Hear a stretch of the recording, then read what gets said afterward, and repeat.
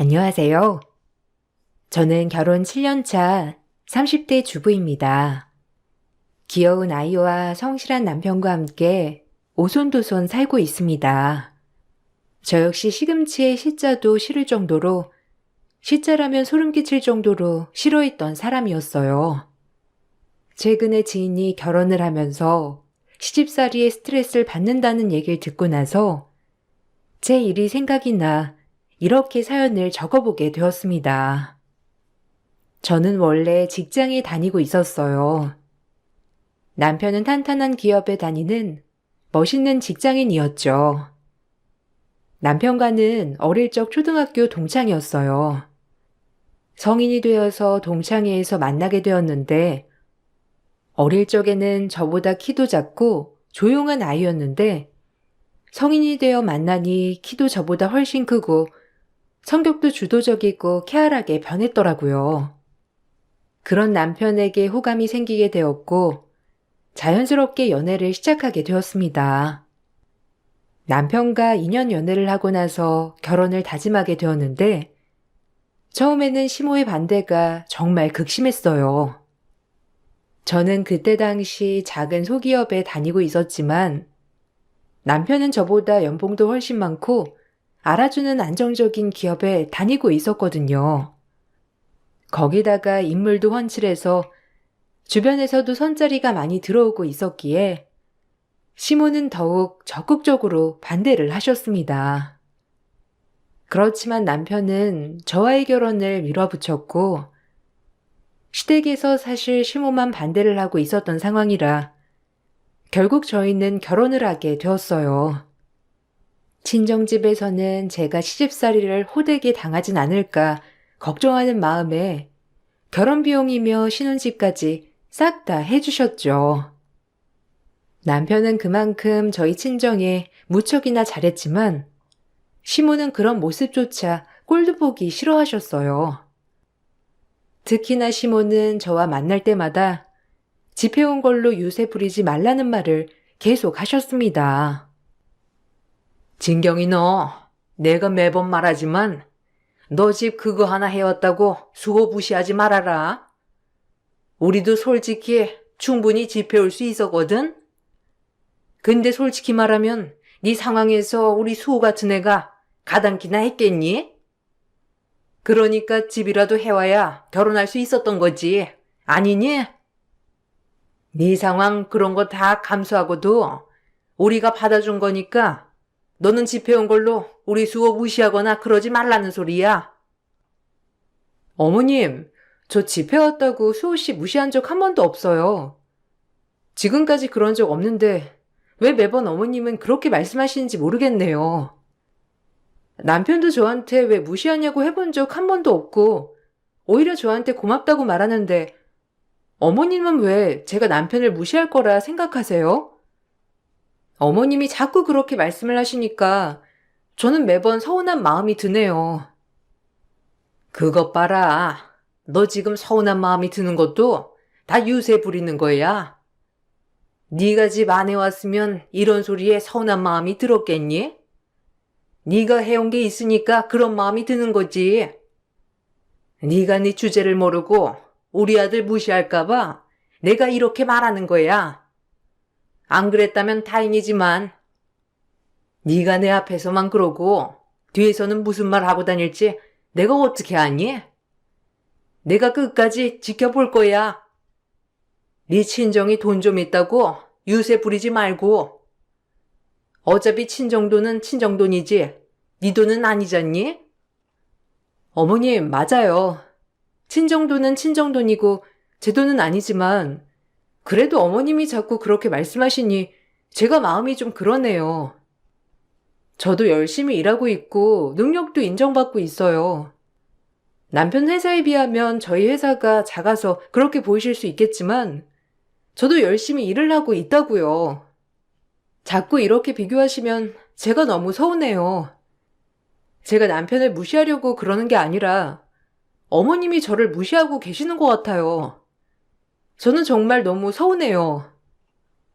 아니, 누가 보면 내가 널 때리기라도 한 줄 알겠다. 그냥 말 한 번 한 거 가지고 너 너무 예민한 거 아니니? 그러지 말라는 말도 못해? 주변에서 보니까 집에 온 며느리들이 너무 유세를 부린다고 하길래 내가 해본 말이다. 그냥 저는 안 그런다 하면 될 것을 너는 너무 오버해서 말하는 경향이 있어. 누가 보면 시집살이라도 당하는 줄 알겠어. 너처럼 편한 며느리가 어디 있니? 시모는 저에게 직접적인 행동으로 시집살이를 했던 건 아니었지만 매번 남편과 비교를 하면서 비꼬거나 다른 며느리들이 어떻게 하는지 비교를 하면서 저를 압박하곤 했습니다. 친정집은 잘 살았지만 부모님의 연세가 많으신 상황이었고 저는 늦둥이 외동딸이었어요. 그러다 보니 친정 부모님께서는 저에게 하나부터 열까지 모든 걸 다 해주시려고 노력을 하셨죠. 결혼을 하고 나서는 제 결혼 생활을 존중해 주신다면서 저희의 가정을 응원해 주시고 인정해 주셨지만 시모는 그러지 않으셨어요. 저에게 하나부터 열까지 모두 바라셨죠. 그러던 중 임신을 하게 되면서 다니던 회사를 휴직하게 되었어요. 회사에서 배려를 많이 해주셔서 임신 후반기부터는 쉴 수 있었는데 그렇게 되자마자 시모는 마치 저를 5분 대기조처럼 부르기 시작하셨죠. 나 여기 시내 자주 가는 옷가게에 와 있는데 여기까지 오려면 얼마나 걸리더라? 한 10분이면 되겠지? 10분 후에 여기 바로 와. 짐도 너무 많고 날도 더워가지고 내가 버스 타고 집으로 못 가겠어. 여기 와서 짐도 좀 옮겨주고 온 김에 집에 와서 네 남편 좋아하는 반찬들도 챙겨서 가지고 가고 재료는 다 준비해 놓았으니까 너랑 나랑 손질하면서 하나씩 만들자. 어머님, 저 지금 병원 진료 때문에 밖에 나와 있어요. 지금 기다리고 있는데 1시간은 더 기다려야 한다고 해서요. 오늘 정밀 검사도 해야 돼가지고 오래 걸릴 수도 있을 것 같아요. 저 기다리지 마시고 택시 타고 가세요. 버스 타기 어려우시면 택시 타고 가시는 게 좋을 것 같아요. 택시 아니면 제가 불러드릴까요? 아니, 너는 돈 아까운 줄도 모르고 왜 매주 병원을 그렇게 들락날락 하는 거냐?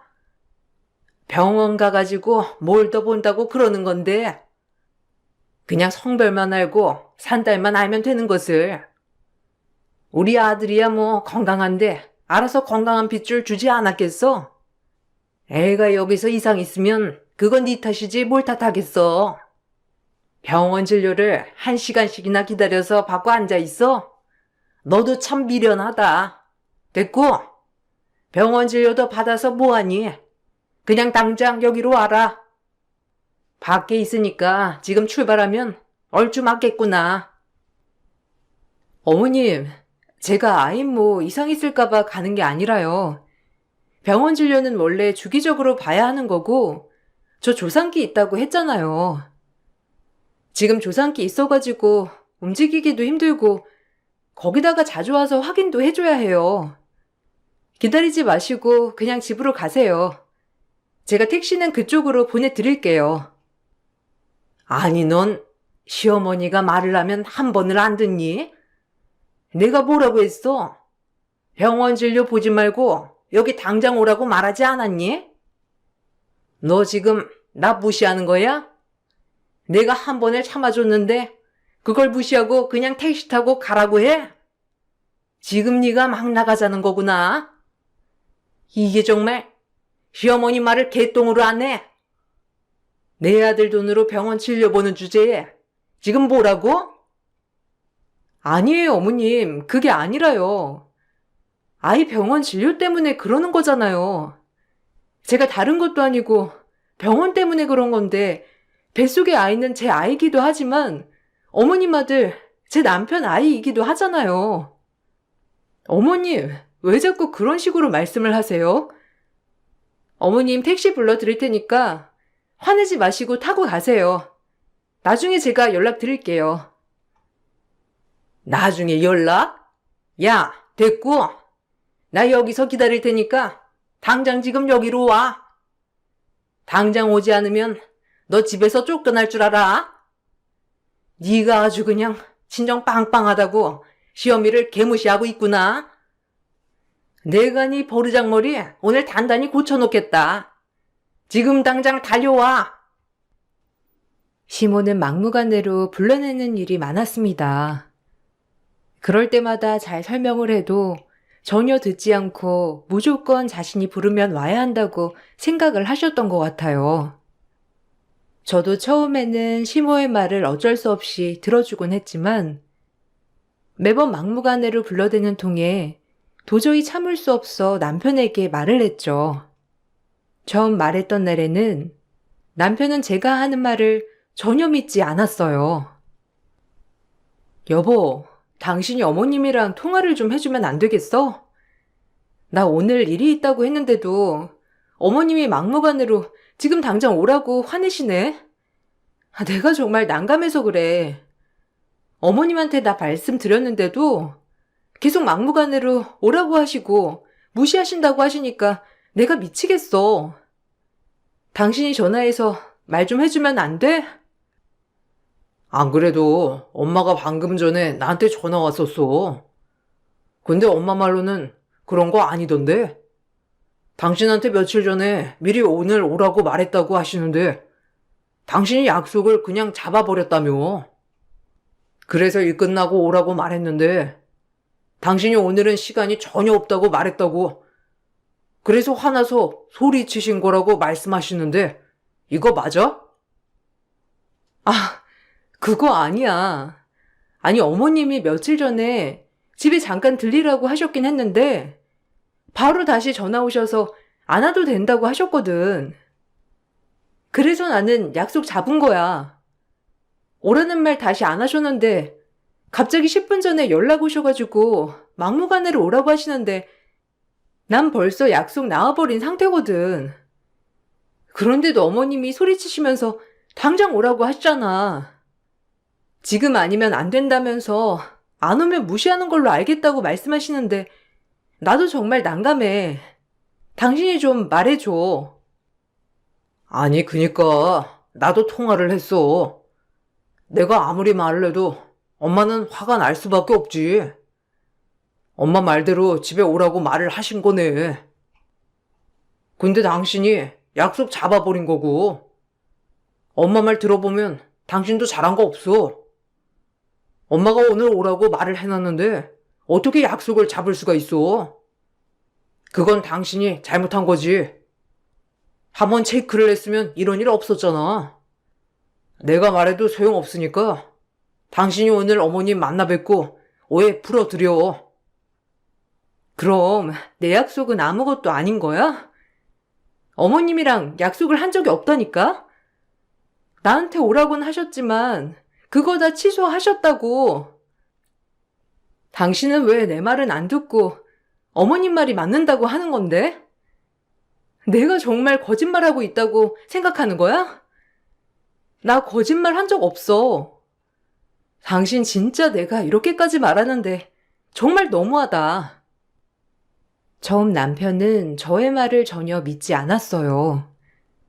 그도 그럴 것이 시모에게 남편은 너무나 귀한 아들이었고 나와 결혼하기 전까지는 이렇게 큰 트러블이 없었기 때문이었죠.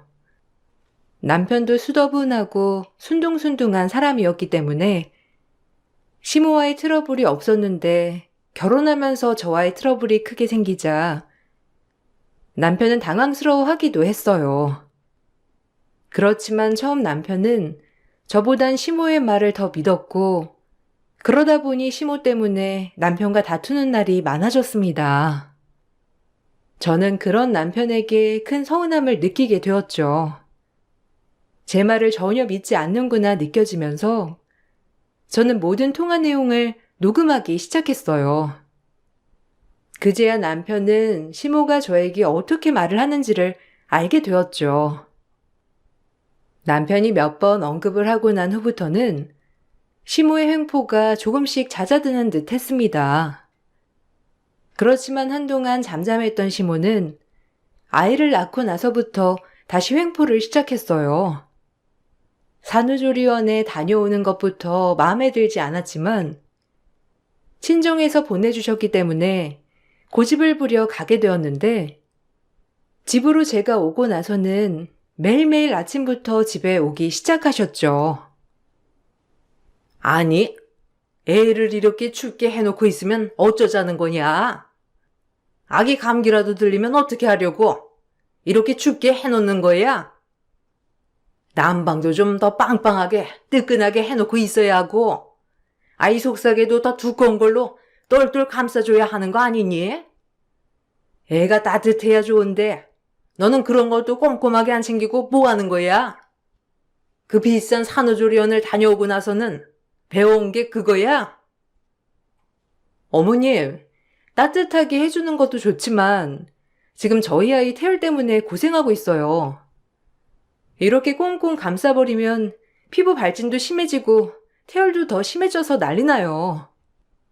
병원에서도 태열이 심하니까 너무 감싸지 말라고 하셨어요.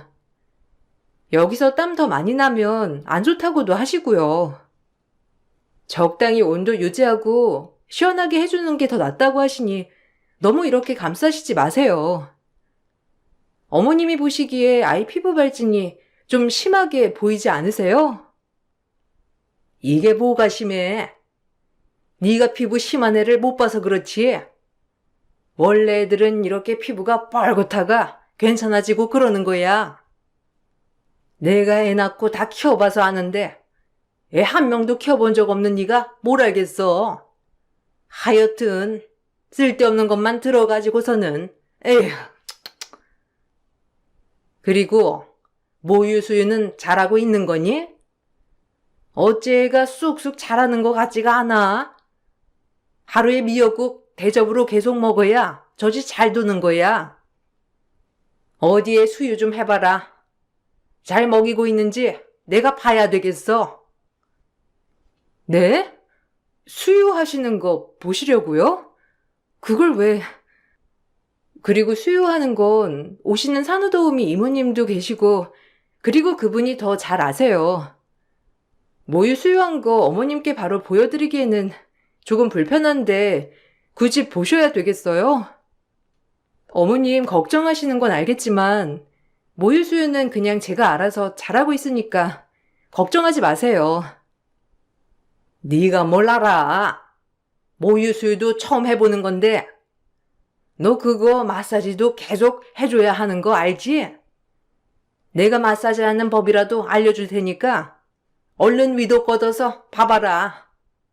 수건 다 뜨뜻하게 적셔오고 미지근한 물도 떠가지고 옆에 둬봐라. 뭐하니? 가서 얼른 준비하지 않고. 너는 이제 엄마로서 이런 것도 다 알아야 하는 거야. 어머님, 이렇게 하시면 제가 너무 불편하죠. 아직 저 출산하고 2달도 안 됐어요. 조리원도 어머님 한 달 있고 싶은 거 죽어도 안 된다고 하셔가지고 남편한테 엄청 뭐라고 하셨잖아요. 손목도 시큰한데 어머님 계속 뭐 가지고 와라 또 와라 시키시고 저 지금까지 앉을 새도 없이 서 있었어요. 계속 그러시니까 전 너무 불편해요. 그럼 엄마가 돼가지고 가만 누워가지고 있을 셈이었니? 내가 애 낳을 때는 일주일 만에 집안일 싹 다 있어. 고작 애 하나 낳은 거 가지고 유나는 참나. 너는 그냥 내가 오는 게 싫었던 건 아니니? 그래서 이 핑계 저 핑계 대면서 오지 말라고 말하는 건 아니고 내가 내 손주 보러 온다는데 네가 불편하다 마다할 필요가 뭐가 있어? 시모는 산후조리 중에도 저를 마치 시중 부리듯이 부렸어요. 아이 목욕을 해야 할 때가 되면 큰 대야를 가지고 와서 물을 가득 퍼서 거실까지 제가 날라야 했죠. 청기자기를 써야 한다며 고집을 부리셔서 무조건 청기조기를 쓰게 하셨고 거기다가 바로바로 손빨래를 해야만 했어요. 애벌 빨래를 하고 세탁기를 돌리려고 하면 엄마 자격이 없다면서 저를 비난하기도 했죠. 결국 저는 출산 한 달이 지나고 나서 바로 극심한 우울증에 걸리게 되었어요. 하루 종일 밥도 제대로 먹지 못한 채 아이만 보면 울면서 있었고, 그런 저를 보고 심각성을 느낀 남편이 지방에 있는 엄마를 집으로 불러줬습니다. 아유, 진경아. 아유, 우리 딸. 왜 이 지경이 될 때까지 한 번을 말을 안 했어? 엄마한테 힘들다고 전화라도 한 통 해주지. 엄마가 정말 미안하다. 네가 이렇게나 힘든 줄 몰랐어. 사돈께서 오신다고 하시니 우리보다 훨씬 더 잘 돌봐주실 줄 알았는데 이렇게 힘들었다니. 내가 정말 미안하다. 엄마가 무지했어. 진경아, 정말 괜찮니? 힘들었지? 엄마가 곁에 있어줘야 하는데 내가 너무 내 생활만 중요해가지고 신경 못 써줘서 미안해. 엄마, 나 진짜 미치는 줄 알았어. 더 이상 못하겠다 싶었다고. 엄마, 너무 힘들어. 아이는 정말 너무 이쁜데 너무 힘들어서 아침에 눈뜨기가 싫더라고.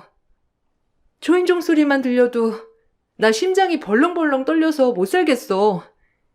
당장 뛰쳐나가고 싶었는데 그러지 못했어. 엄마, 내가 엄마 자격이 없는 거야? 정말 엄마가 될 자격이 없어서 그런 소리나 하는 거야? 아니야. 우리 딸, 얼마나 힘들었으면 그랬겠니? 엄마는 다 이해해. 엄마도 그랬어. 엄마도 힘들고 외롭고 미칠 것 같은데 나중에 시간 지나니까 좀 괜찮아지더구나. 진경아, 엄마가 진경이 다 괜찮아질 때까지 곁에서 도와줄게. 알았지? 엄마, 나 여기 말고 엄마 집에 가면 안 돼? 여기 있다가는 나 미칠지도 모르겠어. 다른 거 다 놓고 집으로 가고 싶은데 한 달만이라도, 아니 일주일만이라도 걱정 없이 푹 쉬고 싶어서 그래. 우리 집에 가서 쉬면 나 진짜 괜찮아질 것 같아. 남편한테도 말했어. 엄마, 나 우리 집으로 가고 싶어. 아휴, 그래. 집에 가자. 집에 가서 푹 쉬어. 엄마가 진경이 먹고 싶다는 거 다 해줄게. 아빠도 기다리고 있으니까 얼른 가자. 기다려. 엄마가 금방 아기용품 챙기고 바로 가자. 엄마가 지금까지 몰라줘서 너무 미안해. 극심한 우울증으로 삶의 끈을 놓고 싶었던 저를 잡아줬던 건 다름 아닌 엄마였습니다. 제 상태를 듣고선 엄마는 모든 일을 제쳐두고 저를 보러 오셨죠. 저는 엄마를 보자마자 신혼집에서 나가고 싶다고 했고, 그렇게 저는 한 달여 동안 친정에서 몸조리를 하게 되었어요. 그동안의 상황은 남편에게 말을 했긴 했지만 대부분은 믿지 못했었죠. 그러다가 아이 때문에 설치한 CCTV를 통해서 어느 정도 시모의 행동을 남편이 알게 되었고, 남편은 시댁으로 찾아가 뒤집어 엎은 듯 했어요. 그 후로 시모는 저에게 대놓고 뭐라고 하지 못하셨죠. 시모의 횡포가 사라지자 저의 상태는 급속도로 좋아지기 시작했습니다. 그렇게 한 달이 지나고 저는 스스로 다시 신혼집으로 돌아왔어요. 심리적으로는 괜찮아졌지만 저의 몸 상태는 좋지 않았어요. 금방 복직을 할 수 있을 거라는 기대와는 다르게 출산 3개월 후에도 6개월, 1년 후에도 건강은 돌아오지 못했고 결국 저는 복직을 못한 채 직장을 그만두게 되었어요. 그 소식을 듣고선 시모의 행포는 점점 더 심해지기 시작했습니다. 시모는 제가 건강이 좋지 않으니 아이를 봐주겠다는 명목으로 집으로 찾아왔어요.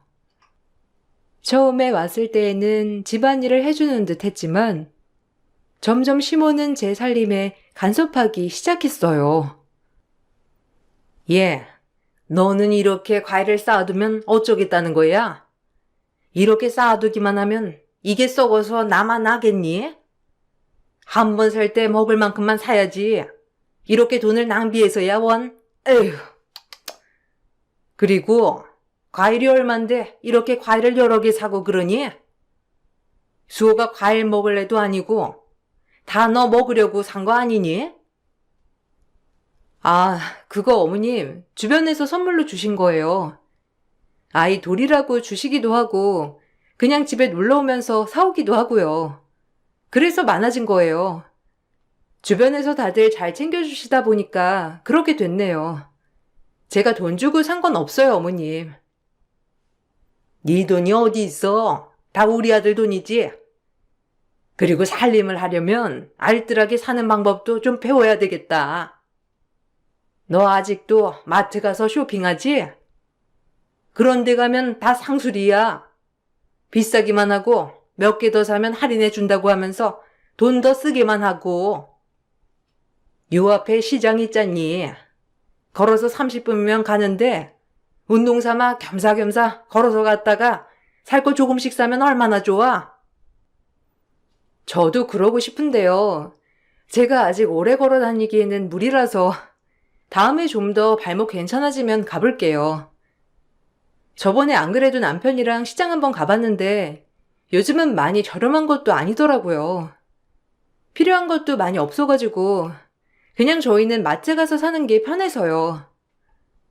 시장이 저렴하면 저희도 시장 가서 사고 그래요, 어머님. 너 알다시피 수호 결혼 전에는 월급 싹 다 내가 관리를 했었는데 수호 결혼 때 봤었지? 그 정도면 수호랑 같은 나이의 애들에 비하면 많이 모은 거다. 그렇게 관리를 해야 하는 거야. 너는 일도 안 하고 솔직히 수호가 먹여 살리고 있지 않니? 이렇게 대충대충 살림하면 거덜나는 거야. 시모는 집안 물품이 하나라도 못 보던 게 보이는 날이면 돈을 허투루 쓴다면서 잔소리를 심하게 하셨어요. 집안 물품뿐만 아니라 아이 용품이나 개인적인 물품도 새 제품이 보이면 잔소리를 하셨죠. 심지어 변기물을 자주 내리지 말고 소변은 여러 번 보고 내리라고 말도 하셨어요. 그러던 중 잠깐 아이 예방접종을 하러 다녀오던 사이 시모는 집에서 저를 기다리고 계셨어요. 저는 너무나 당황스러웠는데 시모는 제 손에 든 아메리카노를 보고서는 경기를 하면서 화를 내셨습니다. 이거 뭐야? 너 내 아들이 버는 돈 이렇게 쓰는 거야? 아주 그냥 매일 카페 가서 커피 마시고 하는 여자가 바로 너였구나. 네가 이런 걸 왜 먹니? 밖에서 고생하는 건 내 아들인데 너는 집에 앉아서 시간 보내니까 커피가 절로 생각나디? 내가 와보길 잘했지. 역시 이렇게 돈을 펑펑 쓰고 있는 줄 알았다. 네? 어머님, 언제 와 계셨어요? 이거 커피요. 요 앞에서 사고 온 거예요. 얼마 안 해요. 오랜만에 커피 마시고 싶어서 마신 건데. 이것 때문에 그러시는 거예요? 제가 매일 마시는 것도 아니고 정말 오랜만에 마신 거예요. 어머님, 저 모유수유도 끝난 지 얼마 안 된 거 아시잖아요. 내가 어떻게 아냐? 매일 마셨는지 아닌지. 그리고 매일 안 마셨다고 하더라도 이런 건 아예 안 마셔야 하는 거 아니냐? 네가 뭘 한다고 밖에서 돈을 쓰고 다녀? 네가 쓰고 다니는 돈 다 내 아들이 힘들게 번 돈 아니냐? 네가 뭔데 우리 아들 돈을 쓰고 다니냐고? 집에서 똑바로 살림을 하라고 앉혀뒀건만 쓸데없이 돈이나 쓰고 다니고. 어머님, 해도 너무하시네요. 제가 수십만 원을 쓴 것도 아니고 10,000원도 아니고 몇천 원 커피 한 잔 사 먹은 거예요. 어머님, 이번 주에 제가 저를 위해서 쓴 돈 고작 이 아메리카노 한 잔뿐이에요. 집 밖에 나가본 적도 없고 밥도 매일매일 직접 다 해먹고 있잖아요. 그 중에서 커피 이거 딱 한 잔 사 먹었던 것 뿐인데 이렇게까지 화를 내셔야 되겠어요? 그렇게 1,000원, 2,000원 쓰던 게 모여서 몇 천만 원이 되는 거다. 살림을 하는 애가 아낄 생각만 하고 살아야지. 고작 커피 한 잔이라고 생각하는 게 말이나 되냐? 네가 번 돈도 아니면서 그렇게 아무렇지 않게 쓴다는 게 말이나 되는 소리냐고? 시모는 이렇게 깜짝 방문을 해 혹시라도 제가 남편의 돈을 펑펑 쓰고 있는 건 아닌지 감시를 하는 듯 했습니다. 시모로 인한 스트레스가 다시 극심해져 갈 때쯤 어느 날 엄마가 저와 남편을 위해서 반찬을 싸들고 집으로 오시던 도중에 사고가 나서 골절상으로 전치 6주의 진단을 받게 되셨습니다. 너무나 놀랐던 저와 남편은 아이를 시모에게 맡기고 바로 병원으로 가게 되었죠. 남편은 그동안 엄마가 해주신 것이 너무 고마워 병원비 전부를 계산했어요. 그렇게 엄마는 병원에서 치료를 받게 되셨죠. 그런데 몇 주 지나지 않아 엄마에게 뜻밖의 전화가 왔어요. 바로 2주가 되기도 전에 퇴실을 하게 되었다는 연락이었죠. 갑자기 무슨 일인가 해서 봤더니 퇴실을 시킨 사람은 바로 시모였어요. 저와 남편은 너무나 황당해 시모에게 따져 물었습니다. 엄마가 진짜 장모님 퇴원시켰어? 엄마가 왜? 장모님 6주 치료 받아야 한다고 내가 말했잖아. 왜 퇴원시킨 거야? 장모님 지금 집에 가셔도 혼자서 뭐 하시지도 못하고 거동도 불편하신데 어쩌자고 퇴원을 시킨 거야. 엄마 진짜 제정신이야? 왜 자꾸 이러는 거야? 아들, 이제 괜찮아. 내가 가보니까 네 장모 많이 아픈 거 아니더라. 원래 처음엔 놀라서 이곳저곳 아픈 것 같지만 시간 지나면 다 괜찮아. 그리고 네 장모는 돌아다니는 사람이라서 거기 병실에 가만히 누워있는 게 더 곤욕이라니까. 아프고 답답해도 돌아다녀야 하는 사람이야. 어머님, 그런 게 어디 있어요? 어머니 진짜 왜 그러세요? 저희 엄마 지금 많이 안 좋으세요. 계속 치료도 받아야 하고요. 아빠도 일 때문에 집에 안 계시는데 어떻게 엄마 혼자 두고 오실 수 있으세요? 적어도 저한테 연락이라도 해주셨어야죠. 저 친정에 가볼게요.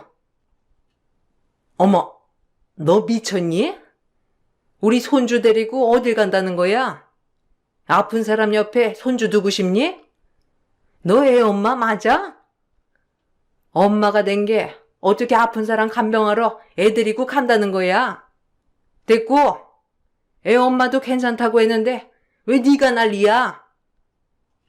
아니 그리고 병원비를 왜 내 아들 돈으로 계산을 한 건데?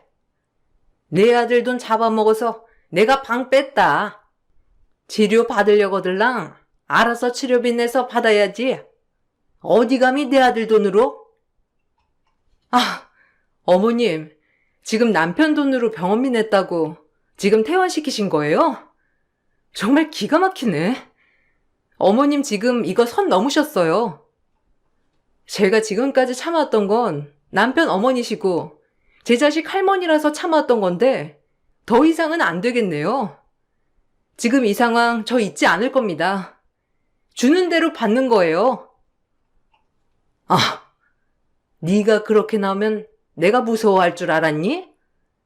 내가 뭐 나만 좋자고 이래? 너네가 돈을 아껴야 나중에 잘 살 수 있으니 그러는 거지. 시엠이 속도 모르고. 에휴, 수희야, 너는 쟤가 저러는 거 보고도 내가 이상하다고 할 거니? 아니지? 우리 아들은 엄마 속 다 이해하고 있지? 역시나 시모는 엄마의 병원비를 계산했다는 것을 알게 된 후로 바로 엄마의 병실을 뺀 것이었습니다. 저는 너무나 황당했고 더 이상 말로는 통하지 않는구나를 알게 되었죠. 처음 저는 남편과 이혼을 하려고 했어요. 그렇지만 남편은 결사 반대했고 절대로 안 된다면서 울기도 했죠. 그러면서 다른 방법을 제안했는데 저는 그 제안이 솔깃했습니다. 바로 처가살이를 하는 방법이었어요. 남편은 바로 짐을 싸 친정으로 들어갔고 그 사실을 알게 된 시모는 불이 났게 친정으로 달려와 남편을 말렸어요. 어머, 수호야, 넌 지금 뭐 하는 거야? 지금 처가살이 하겠다고 들어간 거니? 왜? 네 마누라가 친정에서 안 살면 이혼하겠대? 예, 그냥 이혼해버려. 저런 애 어디 한둘이니? 쟤보다 더 나은 애 널리고 널렸어. 네 돈 막 쓰는 애를 왜 자꾸 거두려고 그래? 아유, 수호야, 네가 마음이 착해서 그래. 그럴 필요 없다. 이러지 마. 엄마, 아니야. 엄마 말이 맞지. 내가 어렵게 번 돈 함부로 쓰면 안 되는 것처럼 장모님 장인어른이 어렵게 모아 산 집에서 우리가 살면 안 되는 거잖아. 안 그래? 엄마 생각대로라면 그게 맞는 거지. 내가 너무 염치 없었다. 그치? 내가 장모님 장인어른이 사주신 집에 염치 없이 공짜로 살고 있었네. 나 지금까지 살던 거 갚아야 해서 처가살이 할 거야. 그러니까 엄마도 이제 상관하지 말고 가. 아니, 그게 무슨 소리야. 그 집 너희 신혼집으로 해준 거잖아. 그런데 무슨 염치 없이 살았다고 그래? 네 장모가 그러디? 너네 그럴 거면 그 집에서 나가라고 그랬니?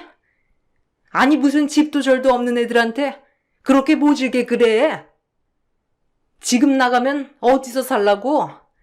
안 되겠다. 네 장모 나오라고 그래. 아니, 장모님은 그런 말씀 하신 적 없어. 오히려 우리만 잘 살면 된다면서 필요한 거 다 해주시고 우리 위해서 주셨어. 근데 엄만 뭐야? 내가 번 돈 와이프도 가족인데 1,000원도 못 쓰게 감시하고 그랬잖아.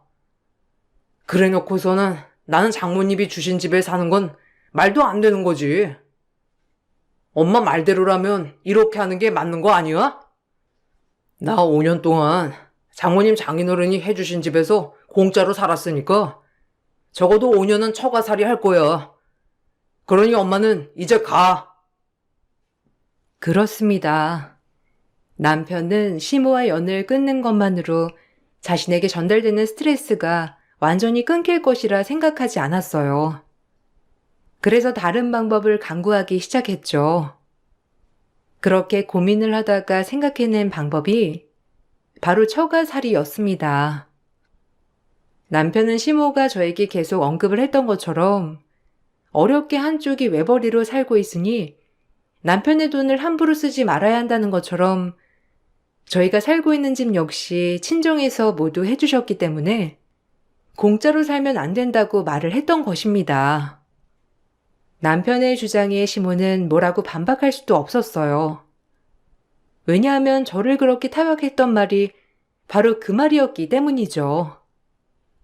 시모가 처음에 심하게 반대를 하자 남편은 그렇다면 시모에 맞춰서 처가의 돈을 지불해야 한다고 했어요. 그것만은 더 싫었던 시모는 결국 두 손 두 발 다 들고 말았습니다. 처가살이가 시작되고 난 후 시모는 한 번도 집에 찾아오시지 못하셨어요. 시모가 저에게 연락을 해 뭐라고 하려고 하면 남편은 항상 대신받아 집값에 1%도 갚지 못하게 생겼다며 하소연을 해버렸죠.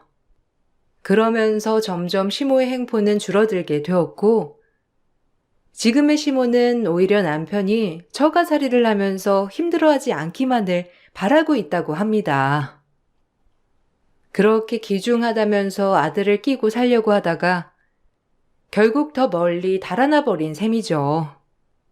남편은 이제 저의 말이라면 모두 믿게 되었습니다. 시모는 결국 하나밖에 없는 아들의 신뢰를 잃고 전전긍긍하며 살아가고 계세요. 아직까지 시모와 연락을 따로 해보진 않았지만 저에게 사과를 하려고 기다리고 있다고 하더라고요. 남편은 절대 받아주지 말라고 말하지만 어떻게 해야 할지 고민을 하고 있네요. 여러분들이라면 이러한 상황에서 어떻게 하셨을 것 같나요? 저의 긴 사연 들어주셔서 감사합니다. 모두들 행복한 날 되시길 바랄게요. 안녕하세요. 저는 오늘 저희 집안에 대해서 여러분들과 대화를 좀 해보려고 사연을 신청하게 되었습니다.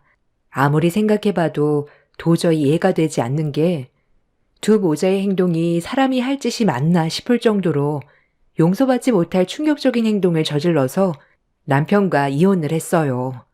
저와 엄마가 사정을 봐주고 그만큼 베풀어줬으면 저희가 어려운 상황이 생겼을 때 도와주는 건 당연한 건데 기본적인 것조차 하지 않으려는 모습이 너무 실망스러워 이혼을 선택했어요. 황당한 건 아직까지 본인들이 무엇을 잘못했는지를 모른다는 거예요. 그런 모습을 보니 그동안 함께 해왔던 세월이 너무 후회스럽고 아깝더라고요. 문제의 시작은 시모가 저희 집에 들어오면서부터였어요. 퇴근하고 집에 들어와 보니 이미 짐까지 풀어놓고 남편과 치킨을 배달시켜 먹고 있었습니다. 저와 한마디 상의도 없이 혼자서 독단적으로 선택한 행동에 당황스러워 남편을 데리고 방으로 들어와서 따로 대화를 나눴어요. 그런데 하는 말이 시모가 우울증이 있어서 병원에 같이 다녀왔는데 혼자 있는 시간이 많아지면 우울증이 더 심해질 거라는 의사의 말 때문에 우울증이 어느 정도 회복이 될 때까지만 같이 있어주기로 했다며 저보고 이해를 해달라고 하더라고요. 그 말을 듣게 된 저는 어이가 없었지만 일단 상황 파악을 좀 더 해야 될 것 같아 다시 거실로 나오게 되었죠. 웃으면서 치킨을 뜯고 있던 시모는 저보고 같이 앉아서 먹자는데 기분이 정말 안 좋아 표정 관리가 안 되자 눈치가 보였는지 한마디 하셨습니다. 이왕 이렇게 된 거 애는 내가 봐주면 되잖아. 네가 불편해하지 않게 내가 잘할 테니까 너는 그냥 평소처럼 지내면 된다. 없는 듯이 지낼 테니 신경 안 써도 돼. 어머님이랑 한 공간에 있는데 어떻게 신경을 안 써요. 그렇게 말을 하셔도 한 지붕 아래에서 살다 보면 마찰이 생기는 건 어쩔 수 없어요. 이랑도 성격이 안 맞아서 얼굴을 붉히게 되는 일이 얼마나 잦은데 어머님이랑 같이 지내면 안 그럴 것 같아요? 병원에서 우울증 때문에 혼자 있는 것보단 같이 지내는 게 회복하는 데 좋다곤 했다지만 이 방법은 되려 서로에게 스트레스만 주지 않겠어요? 차라리 저희 집 근처로 이사를 하는 게 여러모로 서로 좋을 것 같은데요? 당신은 우리 엄마가 우울증이 와서 지금 힘들다는데 이렇게까지 냉정할 필요는 없잖아. 잠깐 지내는 건데 상황을 이렇게까지 안 좋게 만들어야 돼? 그래, 며느리 입장에서는 아무래도 나랑 함께 있는 게 불편할 수도 있겠지.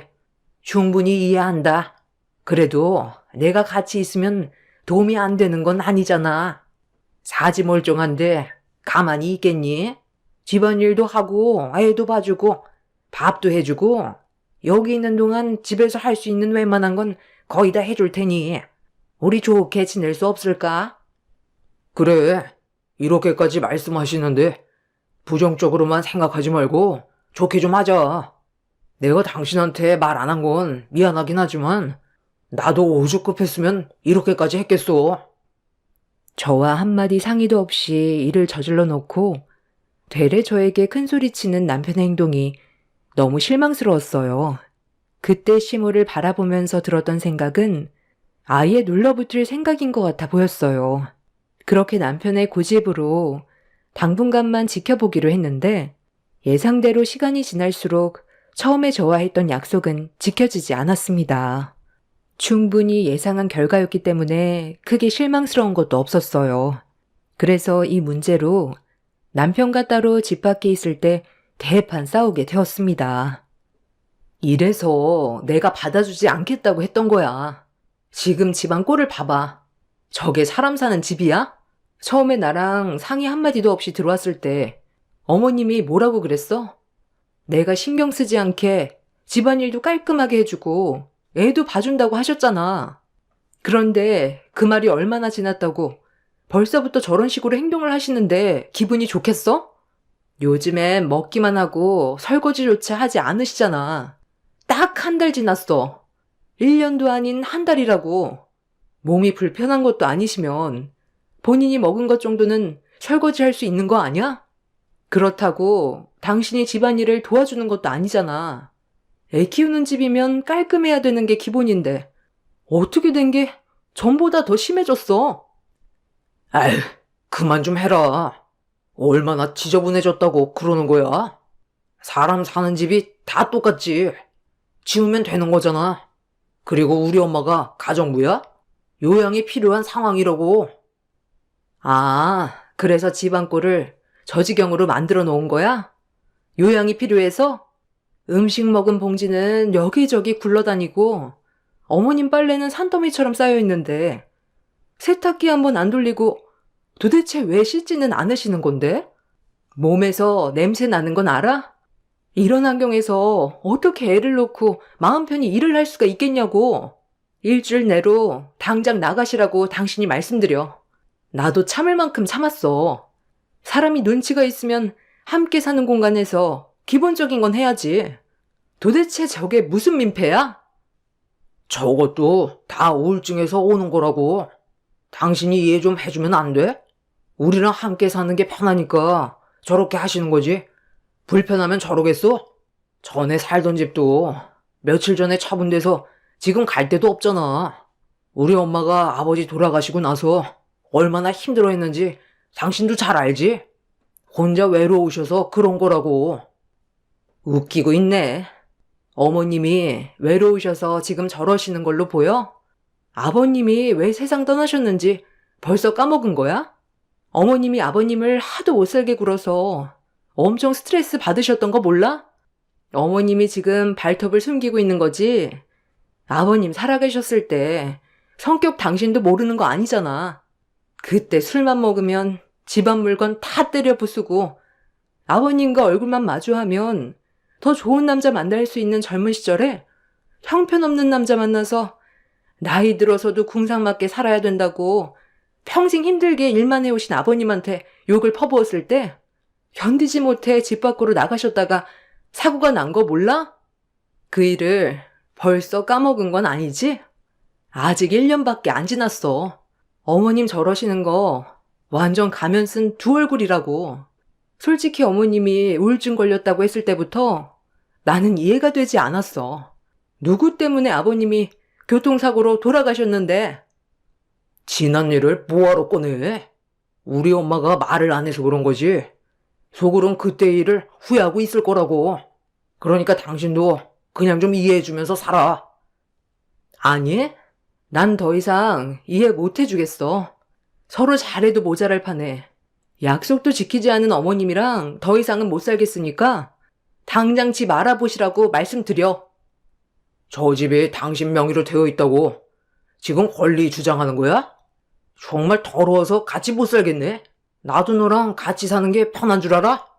지긋지긋하다고. 시간이 지날수록 시모 때문에 남편과의 관계에도 점점 금이 가기 시작했어요. 웬만하면 최대한 참고 넘어가려 했지만 집이 돼지우리 마냥 전혀 정리가 되지 않고 사람 사는 집안꼴이 아니라서 저도 더 이상은 참기가 힘들었어요.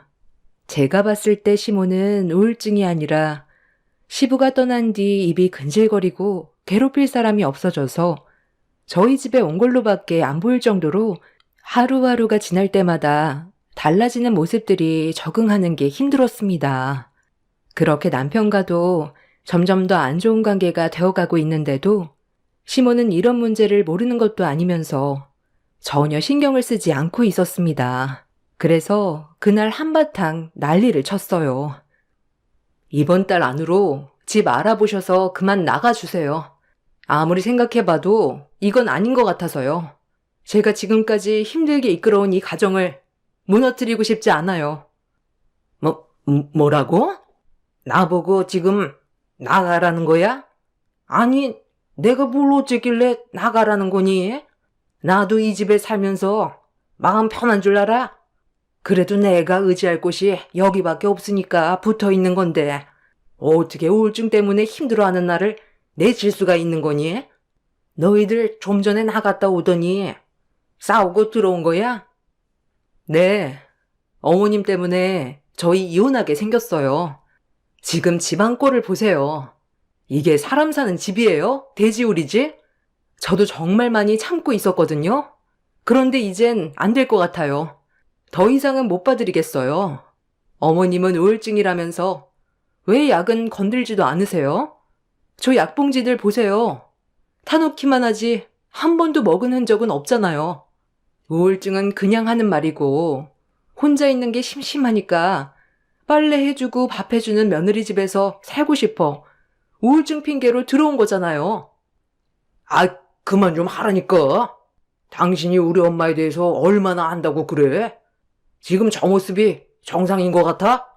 우울증은 감정 기복이 심하기 때문에 정상인 것 같이 보여도 속마음은 전혀 그렇지 않다고 그랬어.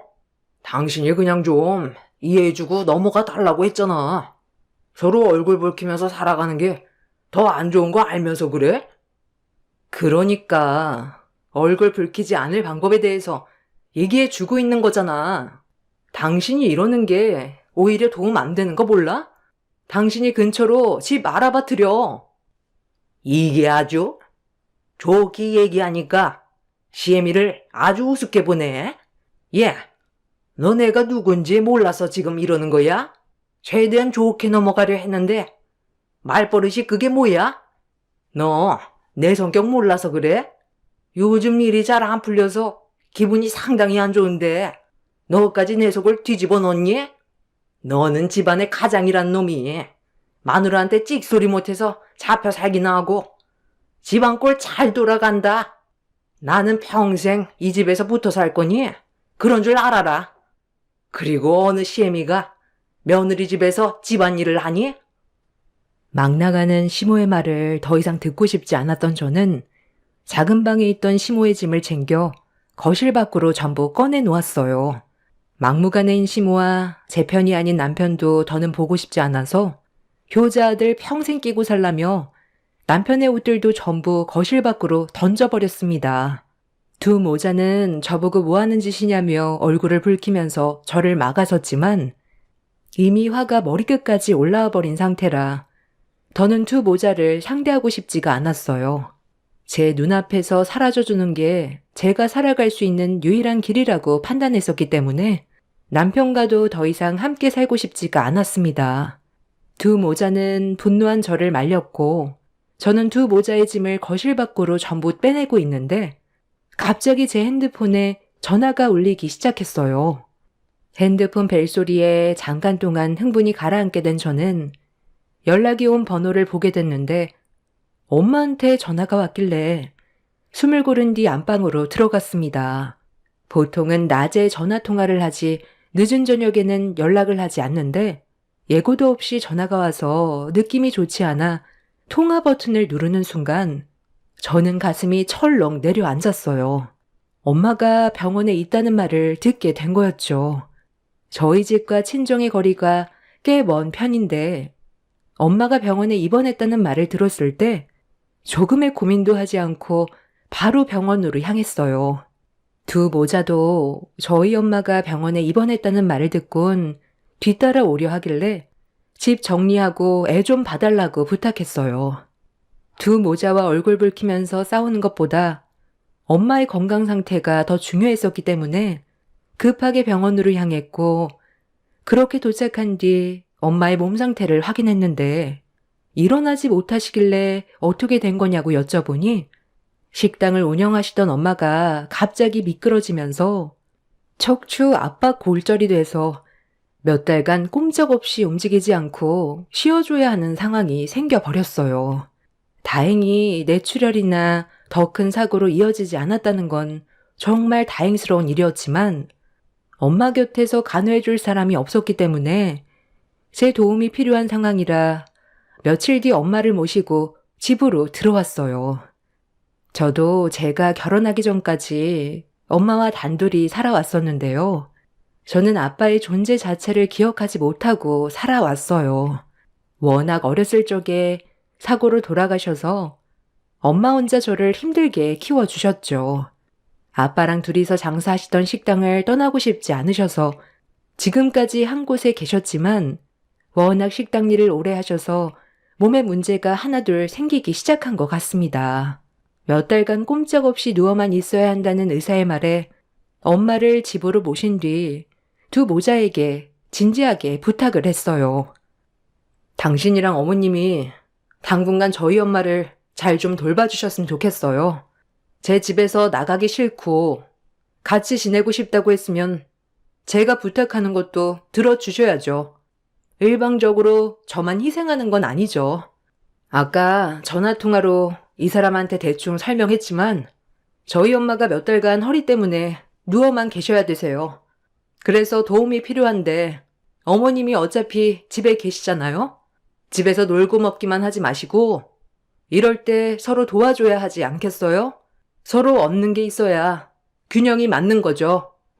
어머님은 혼자서 지내고 싶지 않아서 저희 집에 눌러 앉으셨으면 제가 부탁하는 걸 들어주는 건 당연하다고 생각해요.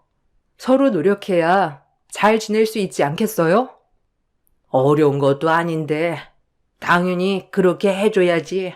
사돈이 아파서 어쩔 수 없이 온 건데 내가 안 도와주면 누가 도와주겠어? 나도 받은 만큼 베풀 줄 아는 사람이다. 우리 엄마의 도움이 필요할 때도 있다고 내가 얘기했었잖아. 네가 좀 이해해주고 넓게 생각하면 서로 잘 지낼 수 있다니까. 오늘 있었던 안 좋은 일은 그만 잊어버리고 앞으로 서로 좀 잘 좀 지내자. 하루 이틀 얼굴 볼 사이도 아니잖아. 우리 엄마가 당신 눈에 부족한 부분이 있어도 가족 일이라면 양팔 걷고 나서준다고. 걱정하지 말고 당신은 일에만 집중해. 엄마가 못하는 건 내가 뒤에서 또 챙겨줄 테니까 신경 쓰지 말고. 그럼 우리 이제 앞으로 잘 지내는 거다. 글쎄, 그건 앞으로 어떻게 하냐에 따라 달린 거겠지. 서로 원하는 걸 얻으려면 같이 잘해야 되는데 당신이랑 어머님이 내가 부탁한 걸 잘해주지 않는다면 아마 오래가지 못할 거야. 그러니 앞으로는 제발 신경 좀 써줬으면 좋겠어. 어머님도 마찬가지예요. 제가 부탁하는 건 그냥 흘려듣지 마시고 노력 좀 해주세요. 그래, 알았다. 나도 눈치가 있는 사람인데 네가 2번이나 얘기했는데 전처럼 똑같이 행동하겠니? 그나저나 사부인께서 앞으로 2달 정도 요양을 해야 된다고? 2달에서 3달간 화장실을 제외하곤 꼼짝없이 누워만 있어야 한대요. 허리 쪽 인대가 늘어나면서 척추 압박 골절까지 생겨서 꾸준한 치료가 필요한가 봐요. 아무래도 식당 일을 오래 하시다 보니 허리를 자주 반복해서 쓰니까 무리가 온 것 같은데 좀 쉬면 다시 예전처럼 정상적인 생활이 가능하다고 했으니까 잘 좀 부탁드릴게요. 병원에 있을 때 저희 엄마가 허리 문제로 정상적인 생활이 불가능하다고 남편한테 설명한 뒤 회복하는 시간 동안 요양시설을 알아봐야 할 것 같다고 했는데 남편이 시모와 대화가 끝났다면서 엄마를 집으로 모셔오라고 했어요. 시모가 예전에 요양시설에서 잠깐 일을 한 적이 있었는데 저희 엄마를 보살피는데 도움을 줄 수 있을 것 같다고 설명을 하더니 남보단 그래도 가족이 편하지 않겠냐며 저를 설득시켰습니다. 그날 정말 기분이 안 좋았지만 저도 갑자기 사정이 안 좋아진 거라 어쩔 수 없이 엄마를 일단 집으로 모신 거였고 화가 났지만 시모가 그동안 저희 집에서 얹혀 사신 걸 생각하면 당연히 해줘야 된다고 판단했어요. 그래서 엄마를 부탁하게 된 거였고 한동안 별 문제 없이 잘 지내고 있었어요. 저희 집이 전원주택이라 방이 여유가 있어서 그래도 불편함 없이 같이 지낼 수 있긴 했었지만 신경이 쓰이는 건 어쩔 수 없었어요. 그래서 엄마한테 시모가 간호를 잘해주냐고 여쭤봤는데 많이 도와주고 있다면서 별 말씀이 없으시더라고요. 하필 엄마가 다치셨을 때 일이 한창 바쁜 시기라 제가 자리를 비울 수 있는 상황이 아니었어요. 그래서 엄마의 말을 믿을 수밖에 없었는데 어느 날 문제가 터졌습니다. 회사에서도 제가 현재 어떤 상황인지 알고 있어서 일이 바쁜데도 제대로 집중하지 못하는 걸 보곤 부장님께서 반차를 내주셨어요. 아무래도 제가 없는 그 시간 동안 어떤 일들이 벌어지는지 알 수 없기 때문에 엄마의 말만 믿고 있을 수 없어 중간에 한번 확인해 보고 싶어 부장님이 반차를 내주셨을 때 거절하지 않고 급하게 집으로 향했었죠. 엄마가 항상 저에게 두 모자가 잘 챙겨준다고 했지만 뭔가 느낌이 불안했어요. 그래서 불시에 집에 발을 들인 순간 경악할 장면이 눈앞에 펼쳐졌고 두 모자를 절대로 용서할 수 없었습니다. 조용히 문을 열고 집 안으로 들어갔는데 저희 엄마 방에서 시모의 말소리가 들리더라고요. 그런데 출근 중이어야 될 남편의 목소리가 들려오길래 느낌이 좋지 않아 문틈 사이로 방 안을 지켜봤는데 그때 시모가 누워있는 저희 엄마의 얼굴에 생선 대가리를 집어 던졌습니다. 그리곤 시모의 입에서 쏟아지는 막말에 저는 엄청난 충격을 받아 온몸이 떨려왔어요. 허리를 다쳐서 움직일 수 없는 거지. 손은 멀쩡하잖아요. 다 발라먹긴 했는데 잘 보면 뜯어먹을 게 몇 군데 보일 겁니다. 일단 그걸로 욕이나 좀 하세요. 엄마, 그래도 살도 없는 다 발린 생선 대가리를 장모님 얼굴에 던지는 건 좀 그렇지 않아요? 나중에 그 사람이 알면 노발대발 난리도 아닐 텐데. 사돈이 그럴 성격인 것 같아?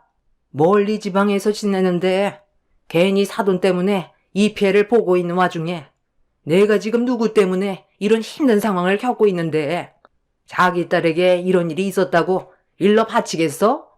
그러는 순간 내가 며느리 가만둘 것 같아? 사돈, 상황 파악 잘하세요. 그리고 너는 어두육미라는 말도 모르니? 생선은 몸보다 머리가 맛있는 법이야. 뭐 하세요? 옆에 떨어진 조기머리 마저 뜯지 않고 이 집에서 사는 거 눈치 보여 죽겠는데 사돈 때문에 더 힘들어져서 제가 지금 기분이 상당히 안 좋거든요. 하필 타이밍도 참 거지 같네. 주식으로 돈을 다 말아먹어서 오갈 데도 없는 형편이 되어버렸는데 사돈 평간호나 하고 앉아있으니. 그러니까 내가 뭐라고 그랬어요? 집 처분한 걸로 우리 집 근처로 알아보라고 했는데 큰돈 좀 만져보겠다고 주변 사람들 말만 믿고 가지고 있던 전 재산 전부 다 날렸잖아요. 엄마 때문에 나도 그 사람 몰래 가지고 있던 돈 전부 다 쏟아 부은 거 알죠? 카드론까지 받아서 그 사람이 알기 전에 막아야 한다고요. 장모님, 이 일은 절대 말하지 마세요. 저희 이혼하는 거 원하지 않으시죠? 그 사람만 보려 하지 말고 어머님 손주도 생각을 하셔야죠. 니들이 인간이야? 내 딸은 밖에서 뼈 빠지게 일하고 있는데 너희들은 내 딸 등골이나 빼먹으려 들어? 내가 가만히 있을 것 같아? 사람은 항상 그 입이 문제야. 조용히 가만히나 있으면 중간이라도 가지. 입이 근질근질하죠? 그 입 좀 다물고 있으면 참 좋을 것 같은데. 시모는 밥풀이 묻어있던 밥숟가락을 들더니 저희 엄마의 입술을 사정없이 내리쳤어요. 그리고 저는 그 광경을 목격하고 두 눈이 돌아버려 문을 활짝 열자마자 시모의 머리채를 잡아 사정없이 거실로 끌고 나와 정신 나간 여자처럼 머리털을 전부 다 뽑아 버렸습니다.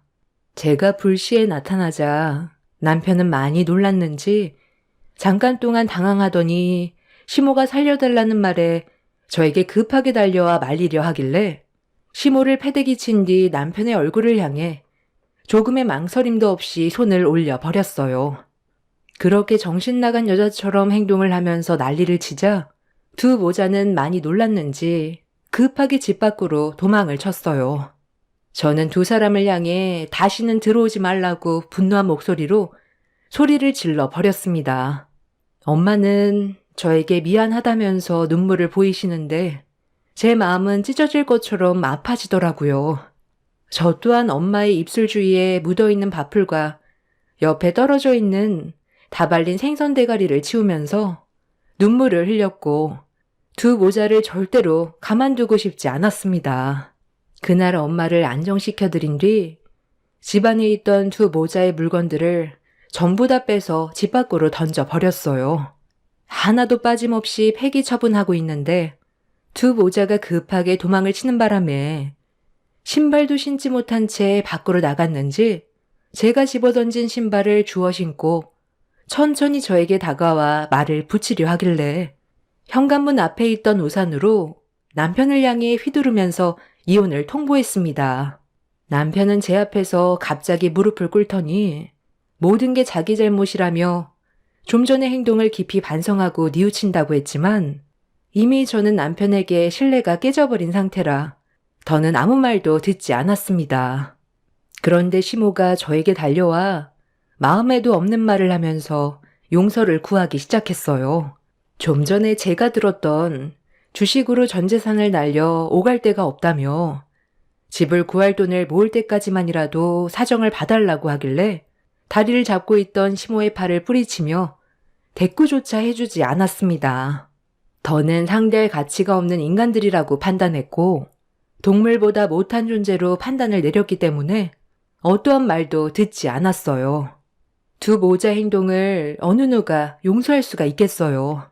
남편은 이미 저 몰래 카드론 대출까지 받아 돌려막기까지 했다는 걸 들었기 때문에 제가 피해를 볼 수 없어 이혼을 선택했고 그렇게 서류에 도장을 찍은 뒤 재산 분할 중 제가 받을 위자료를 포함해서 더 받아낸 뒤 남편을 내쫓아 버렸습니다. 상대할 가치가 없는 인간들과 더는 엮이고 싶지 않아 어떠한 접근도 전부 다 차단을 했어요. 그렇게 6개월 정도 시간이 흐른 뒤 남편이 생활고에 많이 힘들었는지 시모 때문에 자기 인생을 망쳤다며 언성을 높이면서 다툰 적이 있었는지 두 모자가 몸싸움까지 벌였는데 남편이 시모를 밀치면서 뒤로 넘어짐과 동시에 상당히 큰 사고를 당했다고 저에게 도움의 손길을 요청했어요. 경추 신경의 손상으로 인해 시모가 전신마비 판정을 받게 되었습니다. 남편은 카드론 대출 때문에 생활고에 시달리고 있는데 시모가 사고로 인해 경추 손상 전신마비까지 와버려 상황은 더욱더 악화가 되었죠. 이 문제로 저희 집에까지 찾아와 도와달라고 했지만 저는 단호하게 거절을 했어요. 저와 엄마가 받았던 상처를 생각하면 아직까지도 화가 가라앉지 않는데 남편은 제 앞에 무릎을 꿇고 과거의 잘못된 행동에 대해 용서를 구하면서 오열을 했지만 저는 고개를 돌려버렸습니다. 남편은 자신의 잘못에 대해 후회를 하고 있는지 땅을 쳤지만 본인이 저지른 업보이니 어쩌겠어요. 받아들이면서 살아야 되겠죠. 좋은 관계로 만들어갈 수 있었던 부부 생활이 시모 때문에 한순간에 모든 게 무너져 내렸습니다. 왜 시부가 집을 뛰쳐나가셨는지 알 수 있겠더라고요. 시모도 본인의 행동에 대해 지금쯤 땅을 치고 있겠죠. 두 사람을 도와주지 않는 게 제가 할 수 있는 최고의 응징인 것 같네요. 앞으로 평생 자신들의 과거를 뉘우치며 살았으면 좋겠습니다. 제 사연을 들어주신 여러분들께서도 가족 간 서로 얼굴을 붉히는 것보단 배려와 평화를 우선시하시길 바랍니다. 한 치 앞도 모르는 게 인생이잖아요. 제 사연 들어주셔서 감사합니다. 안녕하세요. 저는 오늘 지긋지긋했던 시댁 집안과의 악연을 끊어내게 된 일들을 여러분들께 들려드리고자 사연을 신청한 40대 초반 여자입니다. 10년의 결혼 생활을 하는 동안 변해가는 남편의 모습을 볼 때면 앞으로 어떻게 살아가야 될지 눈앞이 캄캄했어요. 그래서 시부모님께서도 제가 가지고 있던 고민들에 대해 털어놨었지만 남편은 조금도 달라지지 않았습니다. 남편이 저를 사랑해서 결혼한 거라면 분명 다시 예전처럼 좋은 모습만 보여주던 그때로 돌아와 주길 바랐었어요. 하지만 저 혼자 열심히 노력한다고 상대방이 바뀌는 건 아니더라고요. 오히려 더 막 나가려는 반대되는 행동에 점점 지쳐만 가고 있었죠. 저는 그저 8살밖에 되지 않은 이쁜 딸과 함께 행복한 가정을 이끌어가는 것 말곤 바라는 건 전혀 없었는데 그런 제 마음을 몰라주는 남편의 모습들이 너무 실망스러웠고 더 이상 함께하고 싶은 마음도 사라져 버렸었죠. 그래서 결국 이혼을 통보했고 각자 갈 길을 원했는데 남편은 제 입에서 이혼 얘기가 나오니 그건 또 싫은지 이런저런 핑계를 대면서 저와 이혼하는 걸 꺼려하고 있었어요. 아이 핑계로 제 발목을 잡으려 하길래 강하게 나가지 않으면 평생 후회할 것 같아 10년의 악연을 끊어내려 확실하게 못을 박았습니다. 제 선택이 아이의 미래를 보장해 줄 수 있을 것 같았어요. 슬픔은 잠시지만 이혼을 하지 못하고 끌려간다면 아이의 인생도 불행이기 때문에 더는 남편을 받아줄 수가 없었죠. 그리고 제가 남편과 이혼을 하려고 준비를 하기 시작하자 자연스럽게 시부모님의 귀에도 들어가게 되었고 시모의 부름에 결국 시댁으로 갈 수밖에 없었습니다. 하지만 한 번은 겪어야 될 일이라 생각하고 그동안 제가 겪었던 아픔들을 전부 말씀드렸어요. 네가 내 아들과 이혼한다고? 달라질 게 뭐가 있는데? 너희들이 함께한 세월이 10년인데 그걸 깨고 등 돌리면 앞으로의 삶이 좋아질 것 같아? 좋던 싫던 함께하기로 했으면 끝까지 가는 거지. 감히 이혼하겠다는 말을 셰미 앞에서 입을 놀려? 분명 안 된다고 했는데 끝까지 가겠다는 거니? 어머님 아들이라고 끝까지 두둔하시는데요. 언제까지 이 사람 편만 들 건데요? 어떻게 보면 어머님이 이런 상황을 전부 다 만든 거 아니에요? 제가 몇 번이나 이 사람한테 문제가 있다고 하소연을 했었는데요. 그런데 제 말은 조금도 들으려 하지 않고 지금까지 계속 이 사람 편만 들었잖아요. 저도 이제 지쳐서 견디지 못하겠어요. 저처럼 참고 사는 여자도 없을 거예요. 몇 번이나 부탁을 했었는데 달라지는 건 조금도 없었다고요. 어머님이 중간에서 이 사람을 제대로 잡아주셨다면 이렇게까지 되지는 않았겠죠.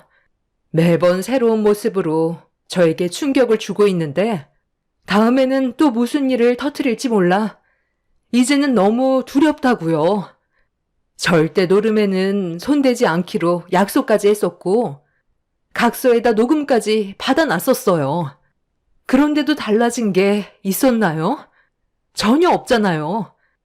처음에는 어느 정도 자제하는 것 같더니 시간이 지날수록 더욱더 심해지고 있잖아요. 사람이니까 실수할 수 있어요. 그래서 저는 충분히 기회를 줬고 이 사람이 달라지는 모습을 보여주길 간절히 바랬는데 이번 일은 너무 심했잖아요. 그동안 제가 정말 아껴서 힘들게 저축해 놓은 자금을 저 몰래 빼간 거 아시면서 지금 그런 말이 나와요? 그 돈이 어떤 돈이었는데요? 아파트로 이사 가려고 힘들게 모아둔 자금이었다고요. 더는 이 사람과 함께 사는 거 미련 없어요. 나는 우리의 삶이 조금 더 윤택해지고 당신이랑 행복하게 살고 싶어서 그랬던 것 뿐이야. 내가 생각했던 계획은 그게 한탕해서 2배로 불려서 통장에 넣어주고 싶었는데 마음처럼 되질 않더라고. 자금이 조금만 더 있었다면 분명 큰 돈을 만질 수 있었다니까. 이번이 마지막이었어. 정말 아예 끊었다고. 그래, 병수가 이제 끊었다잖아. 돈이야 또 열심히 일해서 벌면 되는 거고. 사람이 살다 보면 이런저런 일도 다 겪는 거다. 이혼은 없던 일로 하고 앞으로 다시 시작하는 게 어떻겠니? 내 아들이 원래 뭐 하나에 푹 빠지면 헤어나오질 못하는 성격이라서 그래. 네가 좀 이해해줘라. 애도 생각해야지. 제 딸을 생각해서 이혼하려는 거예요. 이 사람 보고 뭘 배우겠어요? 그리고 뭔가 착각하시는 것 같은데요. 이 사람이 끊었다고요? 이거 보세요. 최근까지 대출받은 거 보시라고요. 주변 사람들이 뭐라는 줄 아세요?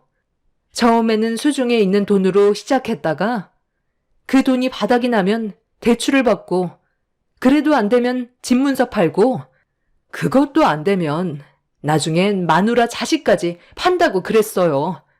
대출까지 받았으니 나중엔 집 팔고 저와 딸까지 전부 팔아 넘기겠네요. 저는 시부모님 앞에다 남편이 대출한 내역을 보여주자 더는 할 말이 없었는지 입을 굳게 닫으셨고 저는 테이블 위에 이혼 서류를 올려 놓았습니다. 남편은 열심히 돈을 벌어서 다시 시작하면 된다고 했지만 저는 그 말을 더는 믿지 않았어요. 10년을 속았고 조금도 달라지는 모습을 본 적이 없었기 때문에 남편이 바뀌지 않을 거라는 걸 확신했었어요. 그렇게 집으로 들어오게 된 저는 친정으로 가기 위해 짐을 챙기고 있었는데 남편이 문을 박차며 들어와 제 얼굴에 이혼 서류를 던졌습니다.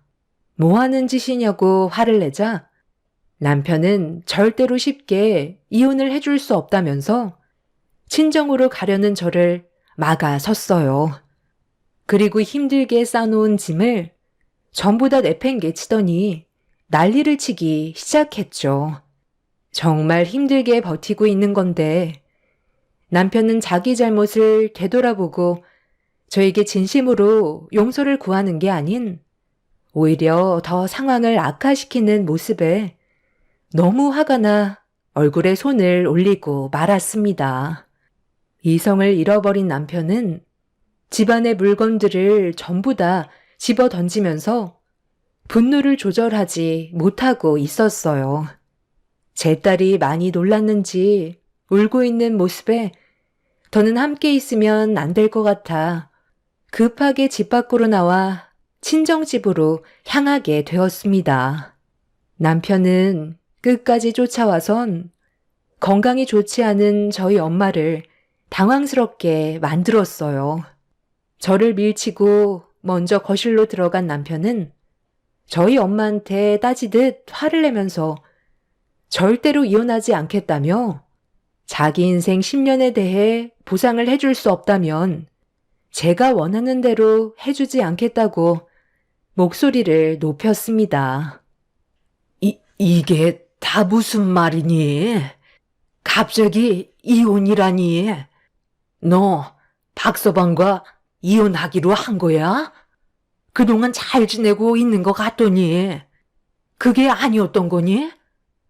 장모님, 제가 이 사람한테 실수 좀 했습니다.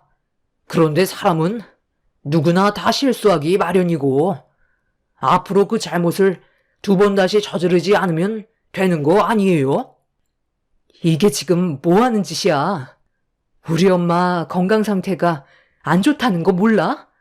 쓸데없는 말 할 거면 당장 나가.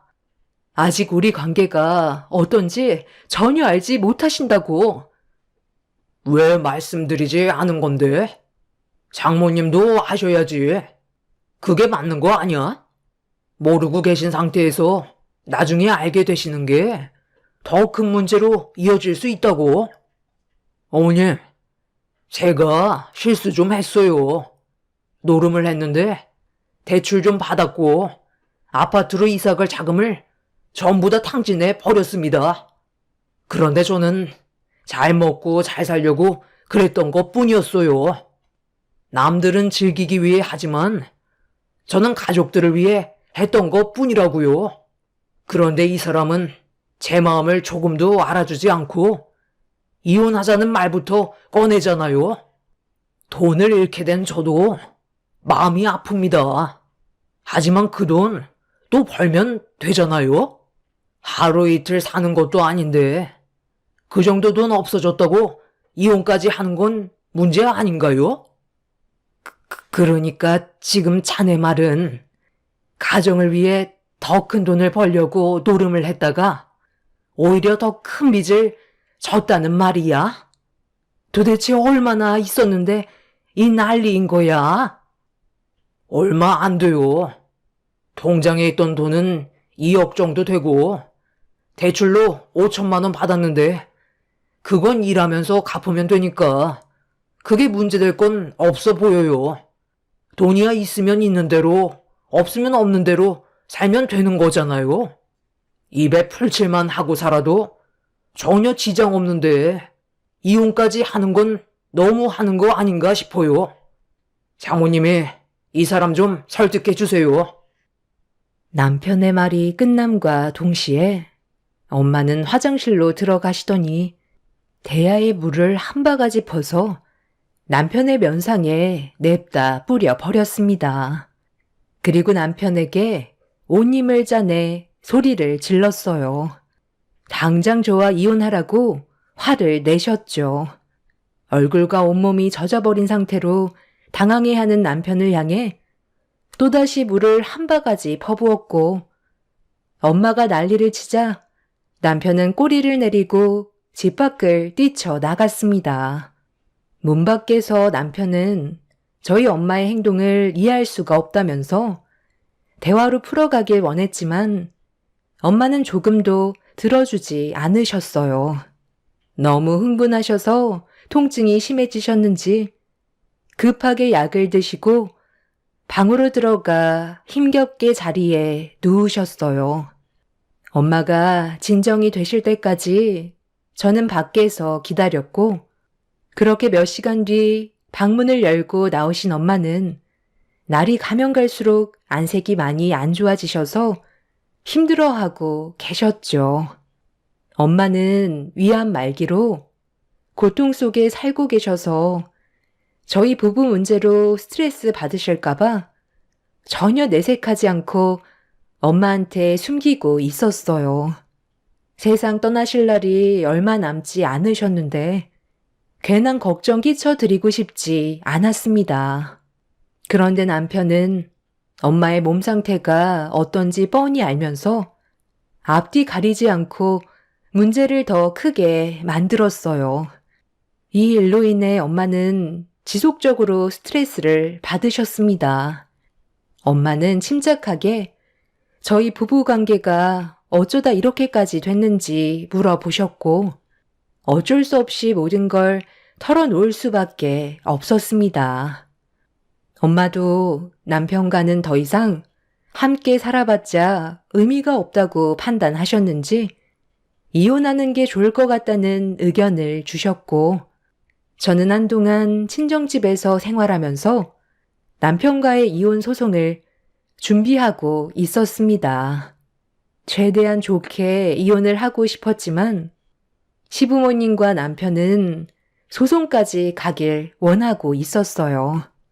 물고 늘어지려는 행동들 때문에 너무 힘이 들었었고 엄마의 건강까지 챙겨드려야 해서 정신이 없었습니다. 이혼 소송은 제가 생각했던 것보다 상당히 오랜 시간이 걸릴 것 같았어요. 엄마는 제가 이혼을 잘 할 수 있을지 걱정이 많으셨죠.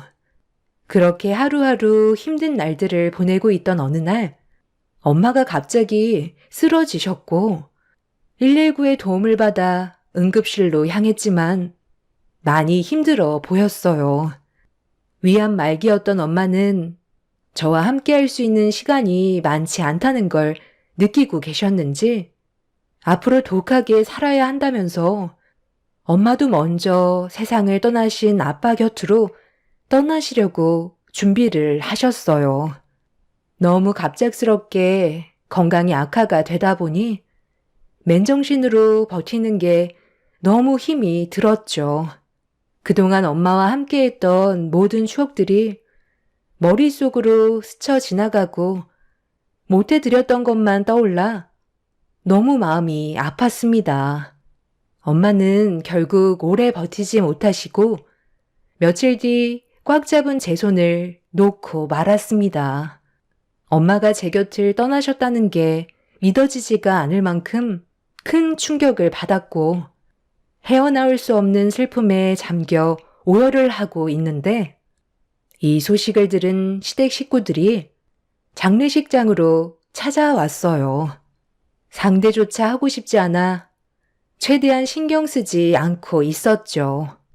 그래도 10년을 함께한 남편이라고 고인이 되신 저희 엄마를 위해 제가 신경 쓰지 못하는 것들을 챙겨 주었고 저는 그 모습을 묵묵히 지켜보고 있었습니다. 그런데 남편과 시부모님이 왜 저희 엄마 장례식장에 와서 일손을 도와줬는지 얼마 뒤 알 수 있었어요. 전혀 생각지도 못한 충격적인 일들을 저질러버려 할 말을 잃었고 그 사람들을 절대로 용서하고 싶지 않았어요. 엄마의 장례가 시작되고 분주하게 움직이던 남편과 시부모님은 쉬지 않고 전화기를 붙잡고 있었습니다. 무슨 일인지 정확히 알 순 없었지만 불안한 마음을 떨쳐낼 수가 없었어요. 그리고 몇 시간 뒤 모르는 분들이 한두 분 오시더니 상당히 많은 분들께서 끊임없이 장례식장으로 들어오셨습니다. 알고 보니 남편과 시부모님의 지인분들이었고 조용했던 엄마의 장례식은 상당히 시끌벅적해지고 있었죠. 그때까지만 해도 남편이 어느 정도 정신을 차리고 제대로 된 집안의 가장 역할을 해주려는 건지 착각하고 있었어요. 하지만 그 착각도 늦은 저녁이 되었을 때 왜 많은 사람들을 장례식장으로 불러 모았는지 알 수 있었습니다. 온몸이 지쳐있는 상태에서 엄마 영정사진 앞에 힘겹게 앉아 있었는데 잠깐 외출을 했던 시부모님과 남편이 큰 가방 하나를 가지고 들어왔어요. 그 모습을 멍하니 바라보고 있었는데 남편과 시부모님이 조이금함 앞에 앉아 무언가를 가방 안에 집어넣고 있었습니다. 저는 힘든 몸을 천천히 일으켜 무슨 일이냐고 남편한테 물어보는데 시부모님이 저를 가로막으시곤 다짜고짜 조이금을 전부 다 가져가겠다는 말을 하셨어요. 갑자기 그게 무슨 말이에요? 아직 장례식도 끝나지 않았는데 지금 뭐 하시는 거예요? 그래서 저희 엄마와 연관도 없는 분들을 장례식장에 부르신 거예요? 그게 뭐 어때서? 돈 벌 수 있는 절호의 기회인데 이때 아니면 언제 이 많은 현금을 만져보겠니? 어차피 거의 다 내 아들 평수 조문객이니까 전부 다 우리 거지. 너희들 이혼할 건데 서로 조심할 필요 없잖아. 지금 상황에서 이혼하면 불리한 건 우리 쪽인데 생돈 나가기는 아깝고 어느 정도 돈은 마련해야 되니까 너희 사돈 세상 떠났을 때 이용 좀 한 것뿐인데 이게 문제될 상황은 아니잖아. 아직까지 법적으로 너희들은 부부니까 어떻게 하든 상관없지. 이혼 소송 들어가면 나는 너한테 위자료를 줘야 될 텐데 나는 위자료를 받지도 못하잖아. 그리고 내가 너랑 함께 살아온 세월이 10년이야. 그동안 마음 편히 돈 써본 적이 없이 저축만 하고 살아왔었는데 나도 이참에 제대로 된 돈 좀 만져보면 안 되는 거야? 우리 계산은 똑바로 해야지. 그러니까 애초부터 네가 잘했으면 이런 일도 없잖아. 남편 대접 안 해주고 돈 좀 썼다고 이혼이나 하자고 억지를 부리고 있는데 내가 언제까지 당하고만 있을 거라 생각했어? 그래서 지금 엄마 장례도 끝나지 않았는데 조이금함 털고 있는 거야? 당신이 정말 끝을 보려고 작정했구나. 내가 아예 정신이 나가길 바라고 그러는 거지? 나도 양심이 있지. 설마 여기에 있는 돈 다 가져가겠소? 이 사람은 내가 모르는 사람인데 꼴랑 3만 원이 뭐냐? 최소한 5만 원은 넣어줘야 하는 거 아니야? 너랑 관계된 사람 같은데 이런 쫌팽이 같은 사람과는 인연을 만들지 않는 게 좋아. 너한테 득되는 게 하나도 없는 사람이라니까. 이건 너 가져가라. 남편은 저에게 돈 봉투를 던졌고 조의금을 가방 안에 전부 다 털어 넣었습니다. 너무 어이가 없어 할 말을 잃어버렸던 저는 그 모습을 멍하니 바라만 보고 있었죠. 시부모님께서는 가방 안에 들어가 있는 돈 봉투를 보곤 상당히 들떠 있으셨는지 여행 한번 다녀오자면서 서로 웃으며 떠들고 있었습니다. 남의 초상집에서 조금의 예절도 지키지 않는 그 사람들을 더 이상 용서해주고 싶지 않았어요. 남편은 바닥에 떨어져 있는 조의금 봉투를 주워 들더니 3만 원은 돈도 아니냐면서 썩은 미소로 저에게 다시 건네주길래 건네받은 뒤 남편의 면상을 향해 사정없이 휘둘렀어요. 시부모님은 뭐 하는 짓이냐고 강하게 밀치길래 넘어지지 않기 위해 시모의 옷을 강하게 잡았는데 그 순간 주머니가 터지면서 무언가 바닥으로 우수수 떨어졌어요. 상당히 많은 열쇠가 바닥에 펼쳐졌고 시모는 당황한 얼굴로 바닥에 떨어져 있는 열쇠를 급하게 주워 담더니 남편 보고 다 끝났으면 빨리 떠나자며 재촉하고 있었습니다. 이상한 느낌을 받은 저는 시모의 옷을 잡고 도망치지 못하게 만들었어요. 바닥에 떨어져 있던 열쇠들은 조의금함을 열 수 있는 열쇠들이었습니다. 어떻게 시부모님의 손에 들어갔는지 알 수는 없었지만 제가 그 시댁 식구들을 보내면 더 큰 피해가 생길 것 같아 도와달라고 비명을 지르면서 시모를 악착같이 붙잡았습니다. 남편은 제가 시모한테서 떨어지지 않으려 하자 마음이 급했는지 저에게 발길질을 했고 시부 또한 저를 향해 사정없이 발로 차기 시작했어요. 온몸이 부서질 것만 같은 고통이었지만 이를 악물고 그 사람들을 붙잡았습니다. 장례식장 안에 소란스러워지자 관계자분들과 장례를 치르고 있던 다른 분들이 모여들면서 저를 도와주셨어요. 그리고 잠시 뒤 경찰의 도움을 받아 남편과 시부모의 행동에 대해 조사를 하기 시작했고 충격적이게도 남편의 차에는 몇 개의 가방이 추가적으로 더 발견이 되었습니다. 그리고 그 안에는 상당히 많은 양의 조의금이 쏟아져 나왔죠. 알고 보니 관리실에 있던 열쇠를 몰래 훔쳐서 상주가 잠깐 자리를 비운 곳만 돌아다니며 조의금을 훔친 거였어요.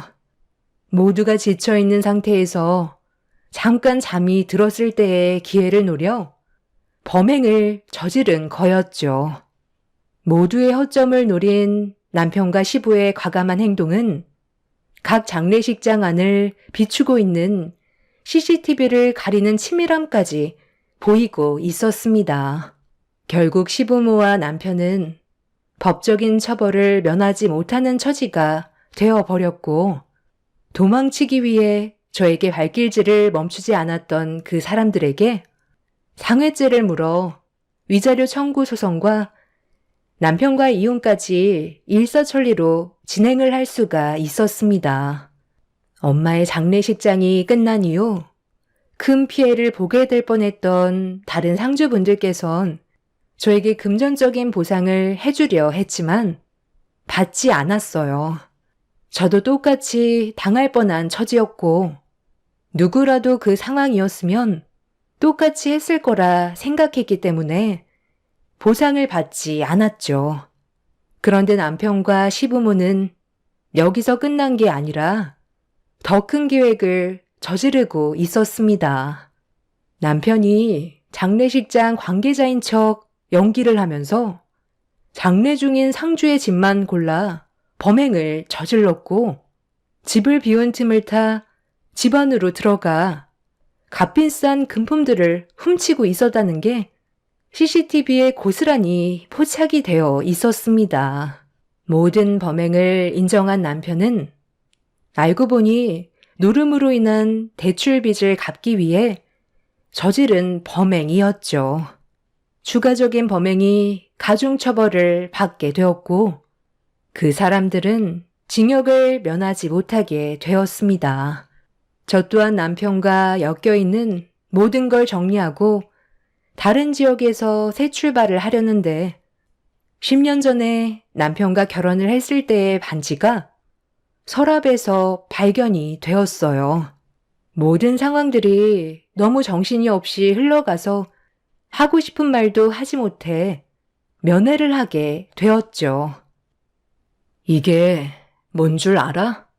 당신이랑 내가 10년 전에 함께 주고받았던 결혼 반지야. 지금은 우리가 이런 상황까지 오게 됐지만 그때는 정말 행복하게 잘 살아갈 줄 알았는데 당신이 이런 모습을 하고 있으니 정말 마음이 아프다. 2년 동안 나한테 원망을 하기보단 당신이 앞으로 다시 사회에 나와서 어떻게 살아가야 할지 고민을 했으면 좋겠어. 그리고 다시 시작할 때는 제대로 된 삶을 살기를 바랄게. 우리 딸 아이니는 걱정하지 마. 잘 지내고 있으니까. 하지만 당신한테는 평생 보여주지 않을 생각이야. 그게 오히려 아이한테 안 좋은 영향을 끼칠 게 뻔하거든. 좀 전에 시어머니 면회하고 왔는데 나한테 화가 많이 나셨더라고. 나오면 절대 가만두지 않겠다더라. 시아버지는 면회조차 거부하던데 당신 말대로 사람은 누구나 실수를 하기 마련이지만 그걸 바로잡지 않는다면 그건 실수가 아니겠지. 그러니까 당신만큼은 우리 아이니를 위해서라도 정신 바짝 차리고 새 삶을 살길 바랄게. 그리고 이 결혼 반지는 오늘 처분할 거야. 그 안에서 앞으로의 미래를 계획하고 2번 다시는 노름하는 근처에도 얼씬거리지 마. 한 번뿐인 인생. 그래도 아이에게 부끄럽지 않게 정상적으로 살아야 하지 않겠어? 이게 누구 때문인데? 나는 당신을 절대로 용서하고 싶지 않아. 내가 출소하자마자 당신 먼저 찾을 거고, 그때는 가만두지 않을 거야. 다 잘 먹고 잘 살려고 했다가 실패를 하게 된 건데, 나를 여기까지 오게 만들어? 내가 절대 찾지 못하는 곳에서 숨어 지내는 게 좋을 거야. 당신을 찾는 순간 어떻게 될지 나도 모르겠거든. 당신을 먼저 처리하고 내 인생을 개척해 나가야 삶이 편해질 것 같아. 10년 전에 당신을 만나지 않았다면 나도 정상적인 인생을 살았을 거라고. 나를 만났으니까 네가 지금까지 살아있을 수 있었던 거야. 나를 안 만났으면 지금 숨쉬고 있었을 것 같아? 진작에 노름에 술독에 빠져서 헤어나오지 못했겠지. 나를 찾아서 뭐 어쩌려고? 무모한 짓 할 생각하기 전에 당신 인생이나 되돌아봐. 태도를 보니까 아직까지 잘못을 뉘우치기에는 시간이 오래 걸릴 것 같네. 그럼 그 안에서 잘 지내. 평생 동안 당신이 찾을 수 없는 곳에서 내 딸과 행복하게 살아갈 거니 우리 걱정은 안 해도 될 거야.